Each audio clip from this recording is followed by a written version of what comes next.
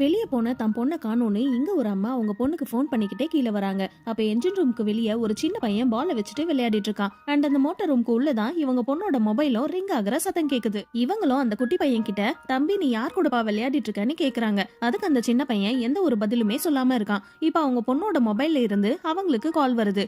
இவங்களும் call attend பண்ணி ஹேனா நீ எங்க இருக்கன்னு கேக்குறாங்க. அதுக்கு ஹேனாவும் நான் இங்க தான் என்ஜின் ரூமுக்குள்ள மாட்டிட்டு இருக்கேன்னு சொல்லிட்டு எனக்கு உங்களோட உதவி வேணுமா ப்ளீஸ் கொஞ்சம் உள்ள வாங்கன்னு கூப்பிடுறா. நீ எங்க இருக்க ஹேனா என்னால உன்னை பார்க்கவே முடியலன்னு இவங்களும் கேக்குறாங்க. அதுக்கு ஹேனாவும் நான் இங்க தான் கார்னர்ல இருக்கேன்னு சொல்றா. அப்ப அந்த அம்மாவும் என்ஜின் ரூம்குள்ள வராங்க. அப்ப அவங்க கையில இருக்கக்கூடிய போனும் கீழே விழுது. அவங்களும் போனை குனிஞ்சு எடுக்கிறாங்க. அப்ப கீழே ஹேனாவோட போன் இருக்கு.